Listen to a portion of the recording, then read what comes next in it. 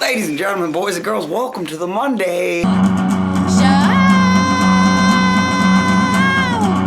My name is Nice Peter, and I'm glad that you're here. It's a return to form for me. I feel like I'm getting back to what I used to do, which was sit at an angle like this with a wall that's really far behind me and talk. I don't know what I'm doing. So, without further ado, it's Twitter question time. Twitter question time! This first question comes to us from Emma Zimmerman, and she, I assume, says, "Nice Peter, how are you so handsome?" Well, Emma, I'm not that handsome. I'm a relatively normal-looking dude. Here's something I do. I'm aware of how I look at different angles on a camera, and I'm aware of what different colors look like on me. You might notice I pretty much always wear the same exact color, and I always kind of sit at a similar angle. All of us have sides of ourselves that are best presented, and if you're conscious of those without like being crazy about it, it helps when you're making videos or taking pictures or making Instagrams to be aware of this is the way I think I look best and use those.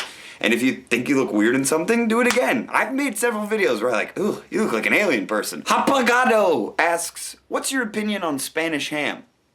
Spanish ham is delicious. Carlo wants to know, do I have any old yearbook photos? As a matter of fact, I don't know why I look so solemn in this one. This is me as a child, and I look pretty serious. Kind of cute and happy looking there. And then enter 4th grade, the incredibly awkward phase. What is happening here? Why the hair over the ears? And look at that collar. Jeez. Getting a little more serious here. Sparks wants to know, Nice Peter, can pickles fly? No. Matthew Siegel, when does Epic Rap Battles Season 4 come out? Well, that's a very complicated question. Epic Rap Battles Season 4 work has begun. It began like the day I got back. We're gonna do it the same as we did last season, where we're gonna make all the songs first, then we're gonna film all the videos, and then we're gonna start the editing. We'll make a big announcement video, we'll call up Teddy Roosevelt, when we know exactly when it's gonna start, but it's not yet. Matthew Siegel asks something that I really like. Nice Peter, why did you start YouTube, and why have you stuck with it all these years? Well, first of all, I didn't start YouTube, but I know what you mean. 'Cause I love it, man. That's why. I fell in love with it as I started doing it. I realized how real the people are, how real you can be. It's independent. I like working for myself. I like being in control of what I'm doing. And I like being able to actually reach out there and communicate with people and make something that seemingly has an impact. Craig Wells asks an odd question. Do I wash my armpits with body wash or shampoo? I don't really use shampoo because I don't, have any reason for it, so I'm pretty much body wash all over. What made you want to do the Epic Rap Battles of History? I don't know. I was trying lots of things. What made me want to do it is the same thing that made me want to do everything in my life. Just a curiosity and a willingness to give something a full try, not like a half-hearted try, but to really go for it. So that's what made me want to try it, is that it was an exciting idea, and if you stumble on an exciting idea, why not do it? Finally, Melissa with adorable little hearts asks, can you make an all-ages show in LA? It's a very good question, Melissa. After I got back from tour, I felt so good being able to get up on stage and perform, play music, like get into it. It got my energy up, it made me feel alive and real and in touch with the earth.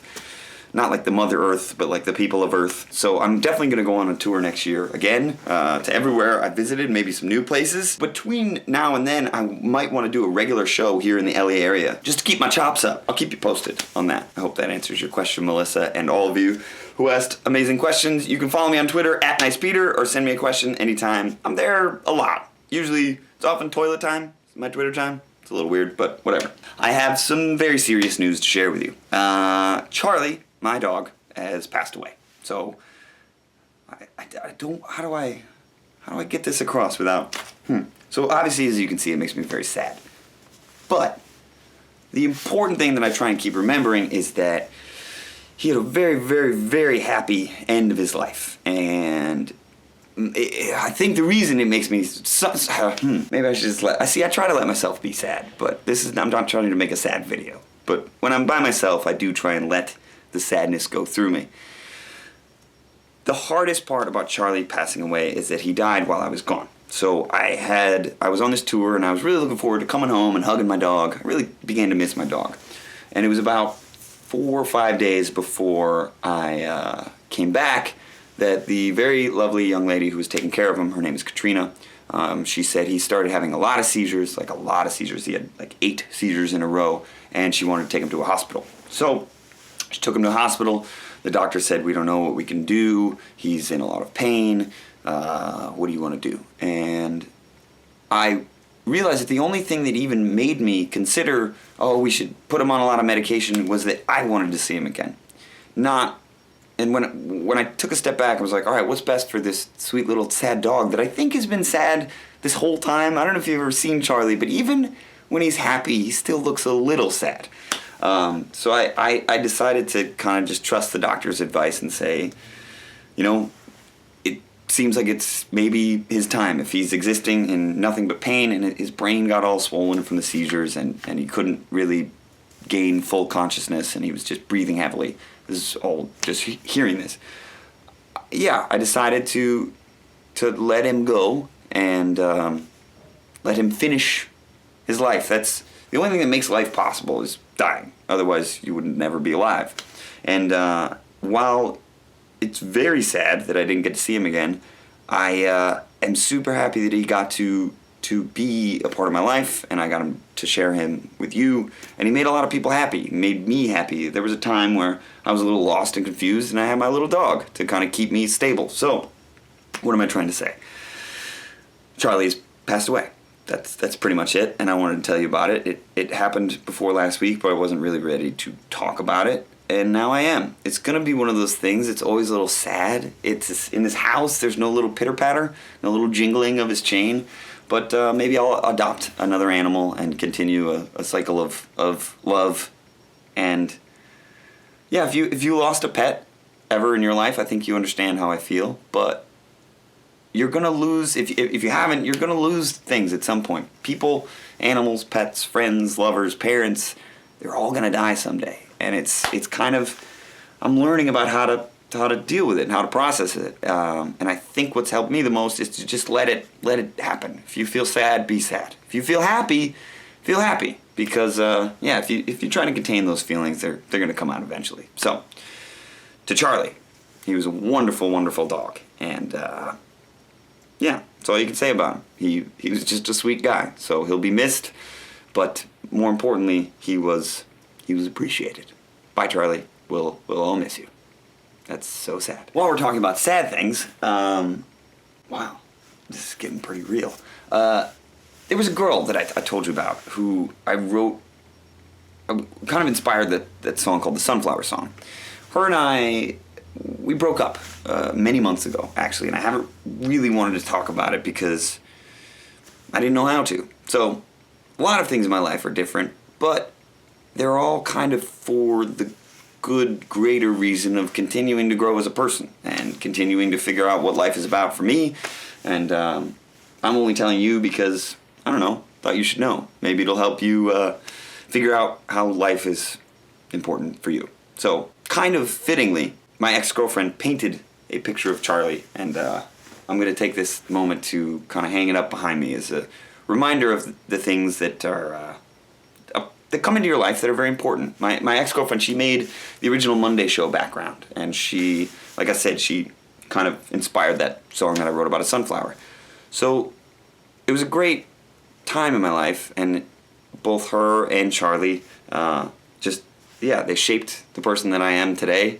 So I don't want to try and run away from them. I want to try and accept their lovely presence in my life and just be grateful for what they did and how they affected me. So, here's the painting that she made of Charlie, and this was a picture I took of him wearing my sunglasses. I'm going to put this up so I can remember instead of... I sometimes have a problem of running from things and hiding from things and suppressing feelings, and I'm trying to really learn as I get older how to just kind of accept that they are. Sometimes you're sad. Sometimes things don't work out. Sometimes friends die or run away or change, and it's all part of it. And I think the less I try and fight it, the more I can focus on being the person I want to be. So, Charlie, painted by Mel, goes on the wall. If I can find my tape. Can you see that? Oh yeah, that works well. So this is a new beginning. We've got a relatively blank canvas back there to put up things, and I'm sitting in a new place and with a new feeling, and I'm exploring a new relationship, and I might adopt a new animal, so who knows? We have a new season, we've got new videos, new outlook on life. Let's open up some new viewer mail. Viewer mail, viewer mail. Let's see what we got today in the viewer mail, viewer mail. Let's see what we got today in the viewer mail. This first piece of viewer mail in a long time comes to us from Malvera, Pennsylvania. There's no name written on it, but maybe I'll see inside. So, inside, we have, holy smokes, is that me? I don't know, that's a skull. Maybe that's my skull, who knows? Any way you slice it, I'm gonna put it on. Yeah, that's fresh. I feel so young and punky. This giant box of viewer mail comes to us from Courtney in Cleveland, Texas. I didn't know there was a Cleveland in Texas. People of Texas, again, I'm sorry I didn't make it to Texas on this tour. It just wasn't in the cards. Maybe I'll go to a special tour just in Texas, because Texas is a very special place.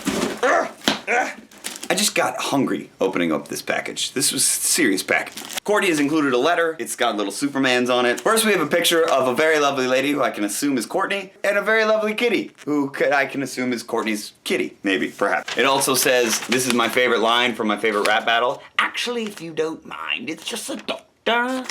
I didn't do that one on stage ever, because I'm scared of it. I'm scared of doing British accents. Because if you do them wrong, you sound so annoying. She says, "Hi Peter, my name is Courtney. I'm from just north of Houston. I just want to thank you for being a positive and inspirational person." You're welcome, Courtney. Thank you for being a positive and inspirational letter writer. She confirms that that is a picture of her. Thank you, it's very sweet. And a picture of her cat. She says she remembers me saying in one video that I would like to have a cat. So maybe I'll get a cat. I don't know. I feel it's a little, I don't know if I'm emotionally ready to adopt another dog. Charlie was such a unique dog. He was kind of like a cat, sort of. So maybe I'll adopt a cat. We'll see. She says, speaking of pets, I have also sent some toys for Charlie so he doesn't feel left out. So I'm going to check those out. Now, don't worry. This is not a sad thing, even though it's a little sadder on the edges. All of Charlie's things, all of his leftover, he had a crate, he had a bed, he had some collars, he had a lot of food that he didn't eat because he was an incredibly picky eater. He had a lot of toys that he didn't play with because he didn't really play with toys. I'm donating them to the organization that rescued Charlie's. This adorable monkey thing, actually, I might keep this just in case I get a cat, because it feels like if I watch a cat play with this monkey, I might just weep. But this little rubber elephant can definitely get donated to the animal rescue. This is a box of coffee. I'm not gonna give this to dogs. This is Almond Joy.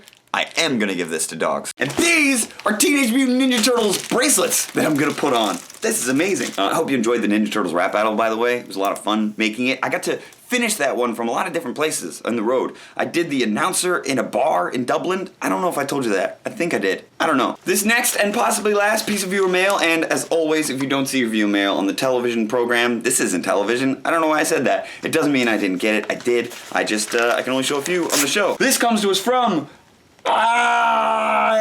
Bajeri in, I have no idea where this person is coming from, but it's a lovely package and I'll see what it is. First thing I see is like a little pill, which is scary. I don't know if you're supposed to take pills that you get in the mail. And this is an incredible wristband of power that I'm also gonna put on. I look like a 13-year-old badass after this episode. I've got Ninja Turtles bracelets, skulls with sunglasses, and power. Here's the problem.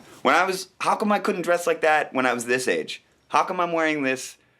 Why do I look like Donny Osmond? Why couldn't I rock this stuff when I was like a cool little kid? This person has a letter. It says, "Hi there, Nice Peter. My name is Alicia and I'm from Ontario, Canada." Well, nice to meet you, Alicia. Welcome to the Monday Show. Oh, this came from, wait, I'm sorry, I'm backtracking, but this came from Courtney. These are Freddie Mercury guitar picks, which is incredible.